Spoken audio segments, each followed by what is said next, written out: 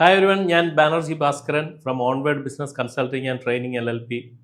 ഇന്ന് നമ്മൾ പറയാൻ പോകുന്നത് ഒരു ടീമിൻ്റെ പ്രൊഡക്ടിവിറ്റി കൂട്ടുവാനുള്ള 2 വഴികളെക്കുറിച്ചാണ്. അപ്പോൾ ഇത് എന്തൊക്കെയെന്ന് നോക്കാം. നമുക്കറിയാം, ജനറലി നമ്മുടെ ഒരു പെർസെപ്ഷൻ എന്ന് പറയുന്നത് നല്ല ശമ്പളം കൊടുത്തു കഴിഞ്ഞാൽ നല്ല ആൾക്കാരെ കിട്ടും എന്നുള്ളത് തന്നെയാണ്. തീർച്ചയായിട്ടും മണി ഒരു പ്രധാന ഘടകം തന്നെയാണ്, സാലറി ഒരു പ്രധാന ഘടകം തന്നെയാണ്. അതിനോടൊപ്പം ബോണസ്, ഇൻക്രിമെൻറ്റ്, ഇൻസെൻറ്റീവ് ഇതെല്ലാം വളരെ അത്യാവശ്യം തന്നെയാണ്. പക്ഷേ സാലറി കൊടുക്കുമ്പോൾ ഒരു കാര്യം നമ്മൾ പ്രത്യേകം ശ്രദ്ധിക്കേണ്ടത്, ഇന്ന ദിവസം കൊടുക്കാം എന്ന് പറഞ്ഞു കഴിഞ്ഞാൽ, അതായത് ഒരു മാസത്തിലൊരു ഫിക്സ്ഡ് ഡേ നമ്മൾ സെറ്റ് ചെയ്തിട്ടുണ്ടെങ്കിൽ അതേ ദിവസം തന്നെ എല്ലാ മാസവും കൊടുക്കാനായിട്ട് ശ്രമിക്കുക. നിങ്ങൾ 1-ാം തീയതി കൊടുത്തോട്ടെ, 5-ാം തീയതി ആയിക്കോട്ടെ, 10-ാം തീയതി ആയിക്കോട്ടെ, പക്ഷേ കൃത്യമായി 10-ാം തീയതി തന്നെ നമ്മൾ സാലറി കൊടുക്കാനായിട്ട് ശ്രമിക്കുക.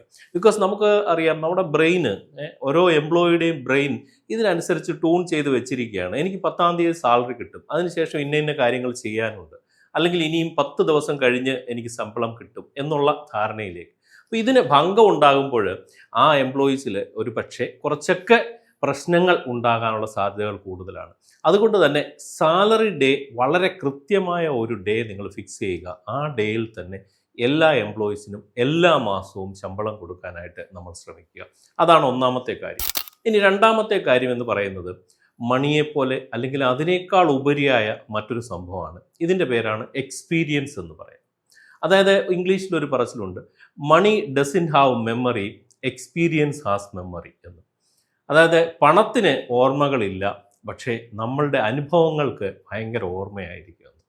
10-ാം ക്ലാസ്സിൽ പഠിച്ചപ്പോൾ അല്ലെങ്കിൽ 12-ാം ക്ലാസ്സിൽ പഠിച്ചപ്പോൾ ടൂർ പോയതിന് എത്ര രൂപയാണ് അന്ന് ചിലവാക്കിയത് എന്ന് ചോദിച്ചു കഴിഞ്ഞാൽ 99% ആൾക്കാരും അത് ഓർത്തിരിക്കണമെന്നില്ല.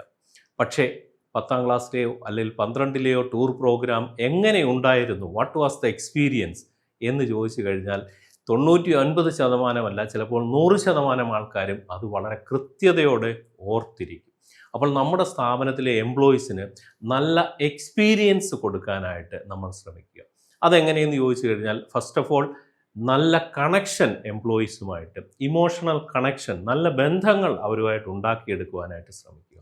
എംപ്ലോയീസിന് ആവശ്യമായ life skill, soft skill, technical skill ഇങ്ങനെയൊക്കെ അവരെ പഠിപ്പിക്കാനായിട്ട് ശ്രമിക്കുക. ലൈഫ് സ്കിൽ എന്ന് പറയുമ്പോൾ ഫോർ എക്സാമ്പിൾ മണി മാനേജ്മെൻറ്റ് എങ്ങനെയാണ്, അല്ലെങ്കിൽ സോഫ്റ്റ് സ്കിൽ എന്ന് പറയുമ്പോൾ കമ്മ്യൂണിക്കേഷൻ സ്കിൽ, അല്ലെങ്കിൽ time management, technical skill of course അവരുടെ ഫീൽഡുമായി ബന്ധപ്പെട്ട കാര്യങ്ങൾ ഇതെങ്ങനെയാണ്, ഇതിനൊക്കെ നമുക്ക് അവർക്ക് ഒരു പക്ഷേ ട്രെയിനിങ് കൊടുക്കാൻ അല്ലെങ്കിൽ നിങ്ങൾക്ക് തന്നെ അവർക്ക് പറഞ്ഞു കൊടുക്കാനായിട്ട് നിങ്ങൾ ശ്രമിക്കുക.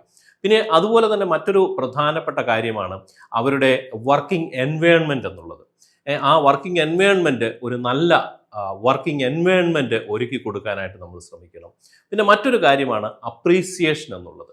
ഏതൊരു മനുഷ്യനും, അത് നിങ്ങളായാലും ഞാനായാലും നമ്മുടെ എംപ്ലോയീസ് ആയാലും ആരായാലും എല്ലാവരും ഒരുപോലെ ആഗ്രഹിക്കുന്ന ഒരു കാര്യമാണ് അപ്രീസിയേഷൻ എന്നുള്ളത്. ഒരു എംപ്ലോയി ഒരു തെറ്റ് ചെയ്തു കഴിഞ്ഞാൽ നമ്മൾ പെട്ടെന്ന് തന്നെ അത് കണ്ടെത്തുകയും ഒരുപക്ഷെ അവരെ അതിന് ശാസിക്കുകയും ചെയ്തേക്കാം. പക്ഷേ അവൻ ചെയ്യുന്ന ഒരു നല്ല പ്രവൃത്തിക്ക്, നല്ലൊരു ജോബിന് അവരെ നമ്മൾ അപ്രീഷിയേറ്റ് ചെയ്യാറുണ്ടോ? അപ്പോൾ ഇങ്ങനെ ഒരു നല്ല വർക്കിംഗ് എൻവയോൺമെൻറ്റ്, അതിലൂടെ എക്സ്പീരിയൻസ് പ്രൊവൈഡ് ചെയ്യാനായിട്ട് ശ്രമിക്കുക. ഈ 2 കാര്യങ്ങൾ, മണി ഓഫ് കോഴ്സ് വെരി ഇമ്പോർട്ടൻ്റ് തന്നെയാണ്, പക്ഷേ മണിയോടൊപ്പം തന്നെ അല്ലെങ്കിൽ ആ പണം അതിനേക്കാൾ ഉപരിയായിട്ട് തന്നെയുള്ള ഒരു അത്യാവശ്യ ഘടകമാണ് how is the working experience, how is the working environment for that employees. So try to give these 2 things. Definitely നിങ്ങളുടെ ടീമിൻ്റെ പ്രൊഡക്ടിവിറ്റി ഇംപ്രൂവ് ചെയ്യുക തന്നെ ചെയ്യും. Thank you so much, Banerjee Bhaskaran.